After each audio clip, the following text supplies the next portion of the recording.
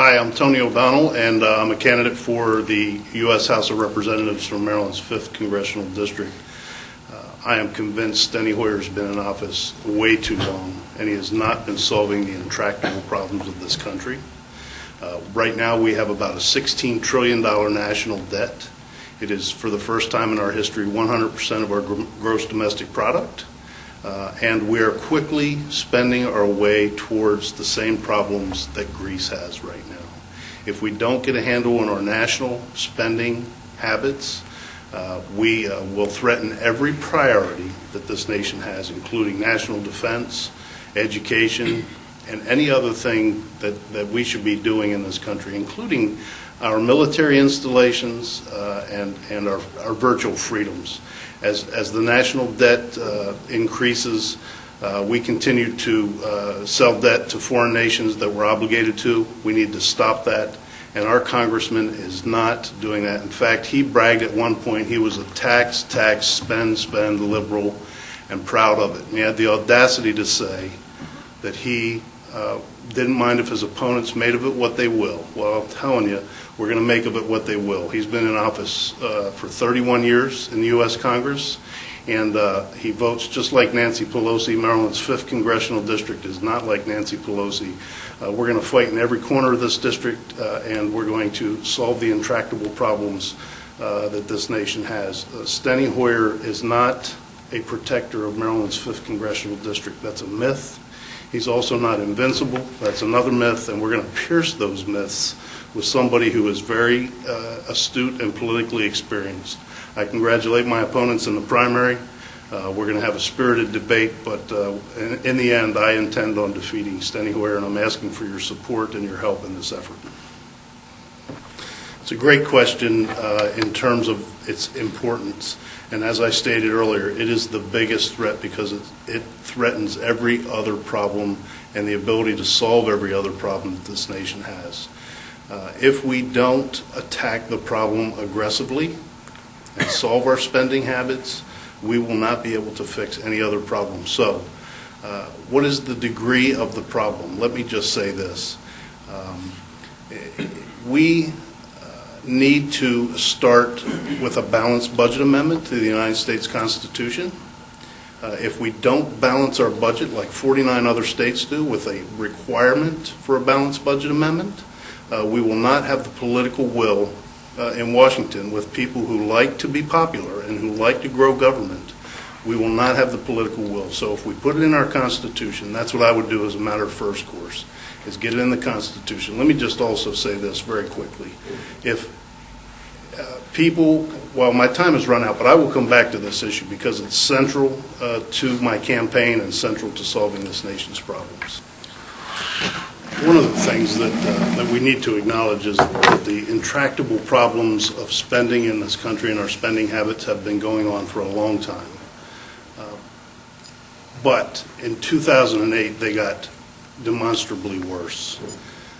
And when they did, many of us who worked against the election of President Barack Obama, I would hope that everybody here worked against electing President Barack Obama, but we knew that he was going to make it worse. And we knew that he was going to do what he said he was going to do, and he has. He has made the problem worse by bailing out major sectors of our private economy, including the banks, Wall Street, with TARP, and through this $787 billion shovel-ready project construction job. He has made it worse. Admiral Mike Mullen says the biggest problem facing this country today in this national defense is our national debt, and Barack Obama is responsible with his cohorts in the House and the Senate in making this worse.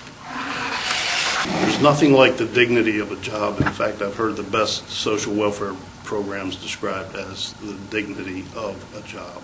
And that's what we need to do in this country. We need to reinvigorate our economy. We need to, first of all, start going after the American energy resources that are in this country. We haven't had a national energy policy for so long. That will put people to work. Things like the XL pipeline should be built. And we shouldn't hear from our leaders, well, we'll consider that after the next election. We'll let you know what we're thinking. We shouldn't nationalize 1/6 of our national economy by taking over control of our health care, but we should be looking for ways to invigorate industry here and keep people off the government dole. And if we don't do that, pretty soon you start running out of other people's money. That's what Margaret Thatcher said about socialism. If we don't stop taking other people's money and build on the American dream of hard work and industry, we're in for a hard, rude awakening in this nation going forward. Yeah, there is, to my knowledge, no enumerated power of the federal government to control education nationally.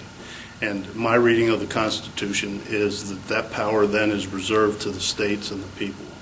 Having said that, we have a long history of federal involvement in education.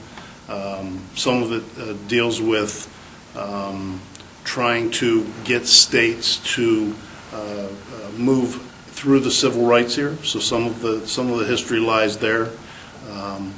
But the reality is we should not fool ourselves in this country that the federal government is producing a good result. But they have put together some concepts that I think are important, and that is the concept of accountability. Whether you're a local taxpayer or a state taxpayer or a federal taxpayer, we should be getting what we pay for in our education system. We currently, in my opinion, are not. Even Maryland brags it has the #1 system, and half of our kids that graduate from our best in the nation system have to go to remedial reading and remedial mathematics training when they present to college. That's not a world-class system, and we're not getting our money's worth. So I appreciate this question very much. It's a great question. Thomas Perez was the Secretary of the Department of Labor Licensing and Regulation, and I worked with him very closely in Annapolis. I disagree with him almost 100% politically, but the appointment was made by the President of the United States, and the President gets to pick his cabinet and his political appointees that require confirmation. Mr. Perez asked me for a letter of professional courtesy when I was the minority leader in the House of Delegates, and I wrote a letter of professional courtesy. And if I was ever appointed, say we elect a Republican president in this upcoming election, and I'm appointed by that Republican president requiring U.S. Senate confirmation, I will be asking plenty of folks who disagree with me politically for a professional letter of courtesy. But I will tell you, the person that made the appointment, the person that actually made the appointment is President Obama. And although my good friend from my left here criticizes me for writing that professional letter of courtesy, he endorsed President Obama, who actually made the appointment. So we ought to be careful about who we endorsed and who we praised. The energy policy in this country is abysmal right now, and we need a very aggressive energy policy. We have more gas, natural gas in this country in the Marcellus deposit, and below that in the Utica deposit. Right here in the eastern United States, we have oil shales and we have oil sands in North America that we ought to be exploiting. We ought to be building refineries. We haven't built a refinery in this country in 30 years, and that's abysmal.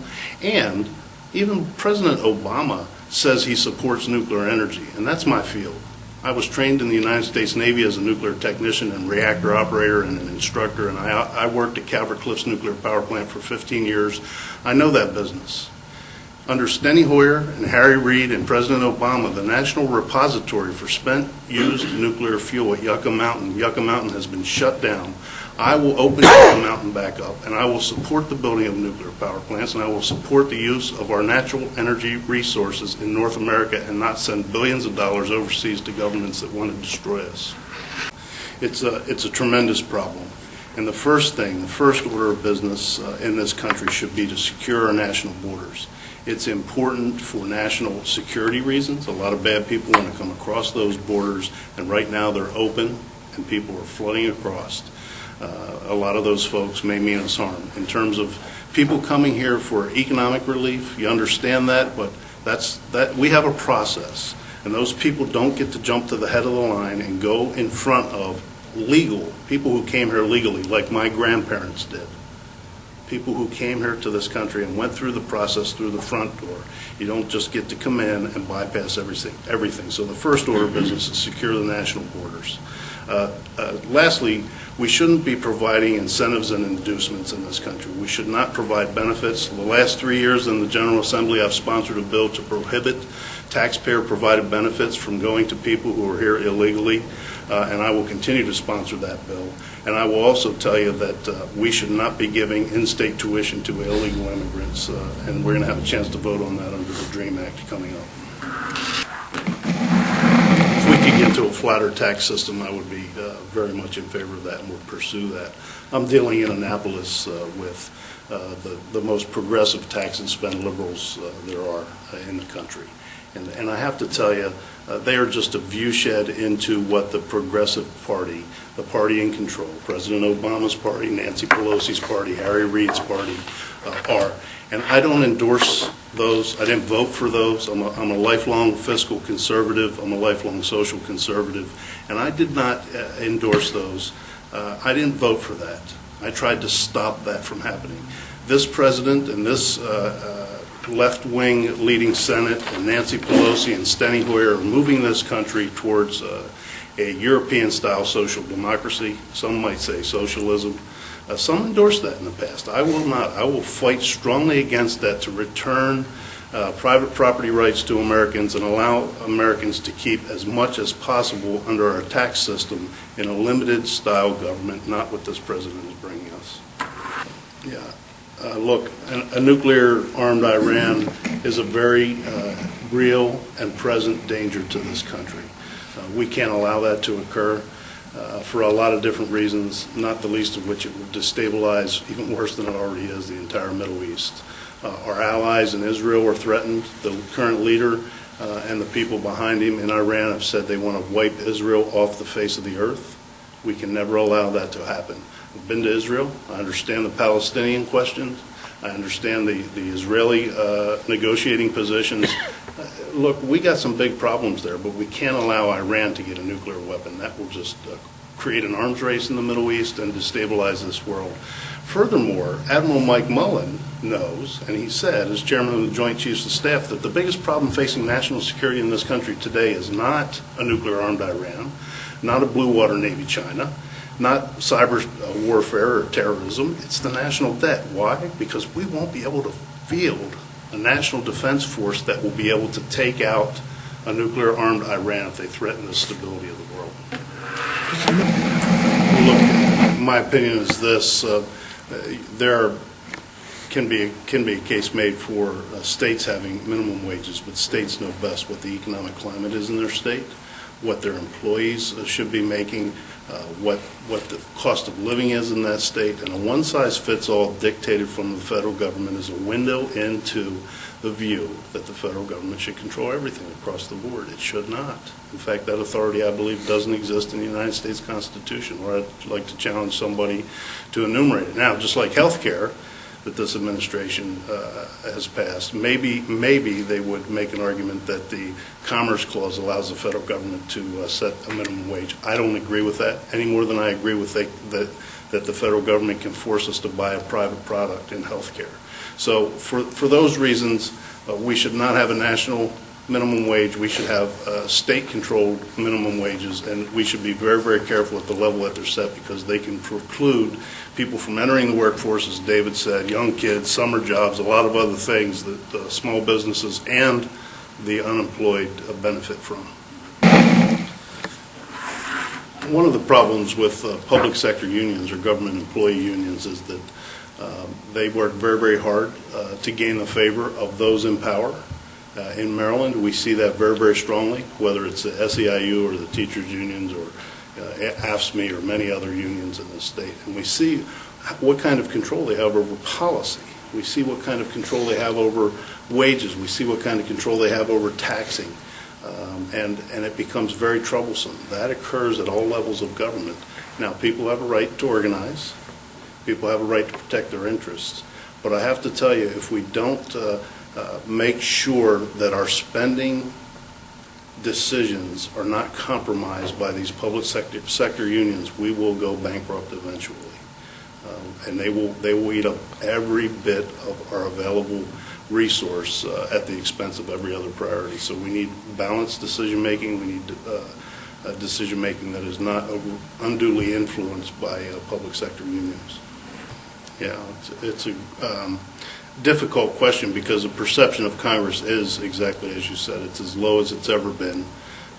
And, you know, when you get a health care law crammed through and you get deals cut behind closed doors and you get a Cornhusker kickback, or you get a Louisiana purchase, or you get Nancy Pelosi saying that we need to pass this bill to see what's in it, or you get Steny Hoyer and Nancy Pelosi writing an op-ed in USA Today saying those that are coming to town hall meetings and complaining about the health care law are un-American.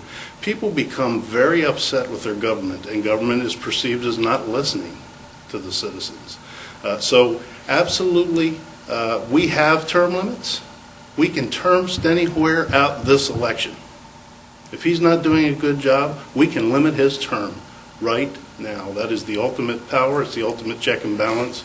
It's regular and periodic elections, and Hoyer can go today. David? Well, let me just say this. I'm a military veteran. I served in the United States Navy very, very proudly for 8.5 years. I worked in the private sector. I'm married. I have 3 children and 2 grandchildren that I love dearly. I'm very concerned about the future of this country. I have served in government as an elected official, as a citizen legislator, working double duty very often, and now have been given the honor of being a leader recognized by my fellow Republicans. I worked very, very hard to bring a balance to this system in this state. Some folks have not been there with me, but I'm glad that they're coming along. And they're coming along slowly, but we're glad they're there. We need all the help we can get in this state, and we need all the help we can get in saving this nation. So, you know, in 17 years as an elected official, and that's how long I've been elected, 17 years, I really think I've gained the experience that I need to take to Washington to help straighten this mess out. I want to thank the Free State Patriots for having us here tonight. That's a great forum, and I want to commend, not attack my opponents, both to my left and right. I appreciate that very much, because this is a great exercise in democracy. And you have to have experience, and you have to have new ideas, and I think you've seen that represented here well tonight. What we do know is this, that this election is a decision about the future of this country. And if we don't get some things right, it's in peril. So I intend to compete in every nook and cranny in this state, and in this 5th congressional district. I'm going to be in every town and hamlet, and I'm going to compete everywhere. I reject the notion that anybody is in or out in competing for votes. I'll give you an example. In Maryland, we passed a law that deals with same-sex marriage. Many people have invited me to speak about that issue in Prince George's County, and it's something that Steny Hoyer is going to own, and he's going to own it dramatically. You see, it's about the very foundation of what we believe in this country. Our religious liberties are being threatened in this country right now. We see that continuously with this administration and this Congress, and I intend to stand up strongly, and I reject the notion that we're going to make decisions based on what someone looks like. I think we're going to make decisions based on the content of their character, and that's what I'm going to fight for. That's what I'm going to lead. I will ask the citizens to go to my website at o'donnellforcongress.com, take a look at the video that I've put on there, like us on Facebook, and also follow us on Twitter. It's very important that we unify coming out of this to go after Steny Hoyer, and I intend to carry the Republican banner in a way that hasn't been carried in a long time and really give Steny Hoyer a run for his money. So thank you and good night.